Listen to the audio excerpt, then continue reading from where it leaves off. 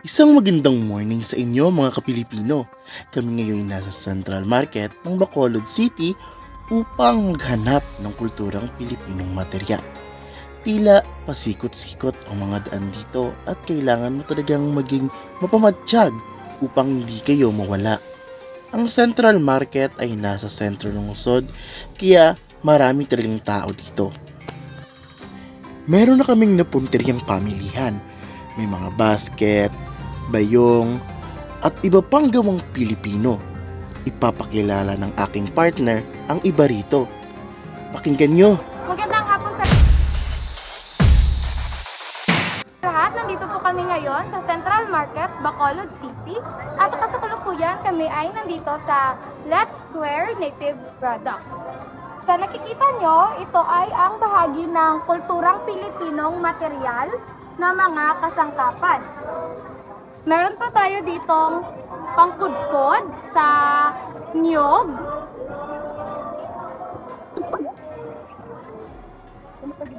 Ito po ay ang kalan kung saan tayo nagluluto gamit ang uling.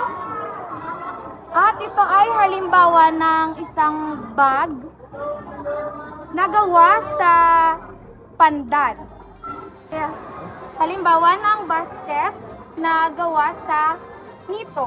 Ito po ay pwedeng basain ng tubig sapagkat ito ay matibay at hindi nasisira agad, di gaya ng mga kawayan na kapag nabasa ay mabubulok.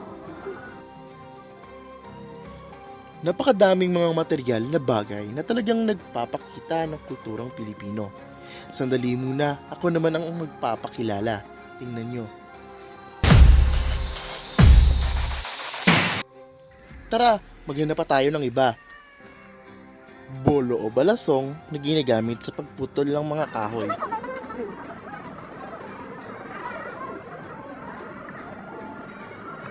Nalinisang niyog na ginagamit sa sayaw na maglalatik. Marakas na ginagamit bilang isang instrumento. Mga alat o kalat na ginagamit sa pagtatali ng mga bagay. Ito po ay ang tinatawag na sungka. Isa po ito sa mga tradisyonal na laro ng mga Pilipino noon. Ito ay ginagamitan ng bato at ito ay ilalagay nyo dito. At kung sino ang makaunang mapuno ang kanyang lagayan ay ang mananalo sa laro ito. Dumako naman tayo sa mga palamuti sa ating bahay o sa sarili. Ngunit ang kakaiba sa mga burloloy na ito ay dahil sa yari ito sa mga kabibe at mga uri nito. Tirador, isang laruan ng mga kabataan noon. Pandikdik, ginagamit upang maging pino ang isang bagay. Gasera, nagbibigay liwanag sa kadiliman sa mga liblib na lugar. Ang kahoy na ginagamit sa arnis.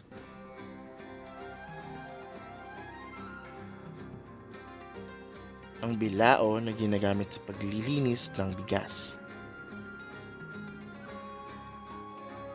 Basket na gawa sa kawayan. Ang walis tingting na ginagamit sa paglilinis sa labas ng bahay. At syempreng banig na ginihigaan dahil sa presko nitong dala. Siguro'y nabubusog na ang inyong mga mata sa inyong mga nakikita. Ang sombrerong gawa sa pandan. Sangkalan, dito karaniwang ng guguyot ng mga kailangang lutuin. Sa usapang kahoy, ito naman ang mga nililok na mga bagay na nanggaling sa kahoy. Binigyan ito ng mga imaheng kabayo, kamay, manok, ibon at marami pang iba na talagang nagpapakita ng mga kulturang Pilipino.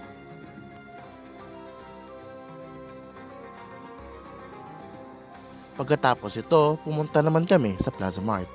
At dito nakakita kami ng iba't ibang mga damit na makikita ang kulturang Pilipino. Ngunit may halo na ito ng mga makabagong disenyo. Bilang isang Pilipino, di natin ipagkakaila ang ating paniniwala sa mga gamot na herbal at mga pausok. Nandito ang mga halimbawang ginagamit sa paggagamot. At kung ang kulturang Pilipino ang ating pinag-uusapan, hindi mawawala ang balot dito. Yun lang, wakas na.